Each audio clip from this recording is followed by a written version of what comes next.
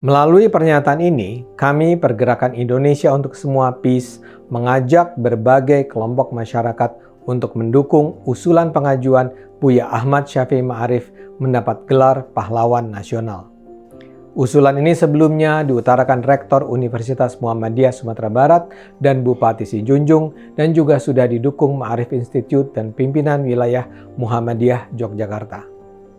Buya sangat pantas menyandang gelar kehormatan itu. Kiprah Buya tidak perlu diragukan lagi. Banyak yang diberikan Buya, mulai dari keteladanannya sampai pandangannya dalam soal isu keislaman, keindonesiaan, kebinekaan, dan keadilan sosial. Semua itu dipersembahkan Buya demi kemajuan Indonesia. Semasa hidupnya, Buya adalah teladan berjalan. Banyak jabatan prestisius yang disandangnya, seperti Ketua Umum Pengurus Pusat Muhammadiyah dan anggota Dewan Pengarah Badan Pembinaan Ideologi Pancasila. Meski begitu, Buya dikenal sebagai sosok yang sederhana dan menolak diistimewakan. Pandangan Buya soal isu keislaman, kebangsaan, kebinekaan, dan keadilan sosial menjadi kompas, sekaligus menjadi cambukan yang sangat dibutuhkan.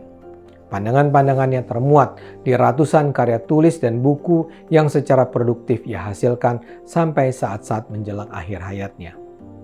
Dalam soal keislaman, Buya dikenal sebagai sosok yang sangat meyakini Islam sebagai pedoman etika dan petunjuk hidup dengan sepenuh hati. Tapi itu tidak membuat Buya kehilangan rasa hormatnya kepada pemeluk agama lain yang berbeda. Buya juga berani berseberangan ketika melihat ancaman dari kelompok-kelompok radikal yang menggunakan agama sebagai alat pembenaran mereka seperti Front Pembela Islam. Dengan lantang, Buya mengecam FPI dan sejenisnya sebagai preman berjubah.